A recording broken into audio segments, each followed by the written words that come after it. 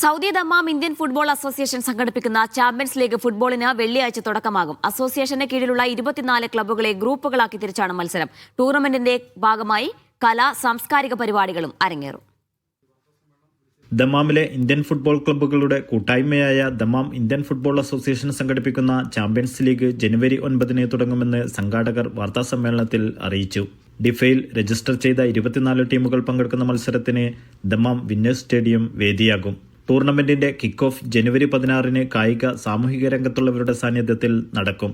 45 കളികളോളം ഉള്ള ഈ ഡിഫ champions league June 6 ഇതിൻ്റെ ഫൈനൽ മത്സരം ദമാമിലെ ഒരു പ്രമുഖ സ്റ്റേഡിയത്തിൽ വെച്ച് നടക്കാൻ പോകുന്നത്. നേരത്തെ സൂചിപ്പിച്ച പോലെ ഡിഫയുടെ ചരിത്രത്തിൽ ആദ്യമായി അരങ്ങേറുന്ന ലീഗ് അടിസ്ഥാനത്തിലുള്ള ഒരു ടൂർണമെൻ്റാണ് ഇവിടെ സംഘടിക്കപ്പെടുന്നത്. ക്ലബ്ബുകളെ 3 ഗ്രൂപ്പുകളാക്കി തിരിച്ച് ലീഗ് അടിസ്ഥാനത്തിലാണ് മത്സരങ്ങൾ. ഗ്രൂപ്പ് ചാമ്പ്യന്മാരെ ഫൈനൽ മത്സരത്തിലൂടെ തിരഞ്ഞെടുക്കും. വിജയികൾക്ക് ട്രോഫിയും പ്രൈസ് മണിയും സമ്മാനിക്കും. ടൂർണമെന്റിന്റെ ഭാഗമായി വിവിധ കലാ സാംസ്കാരിക പരിപാടികളും സംഘടിപ്പിക്കും. ഷമീർ കൊടിയത്തൂർ, മുജീബ് കളത്തിൽ, റഷീദ് മാളിയക്കൽ, ജുനൈദ് നീലേശ്വരം, ആസിഫ് മേലങ്ങാടി എന്നിവർ വാർത്താസമ്മേളനത്തിൽ പങ്കെടുത്തു. Media 1 Dammam.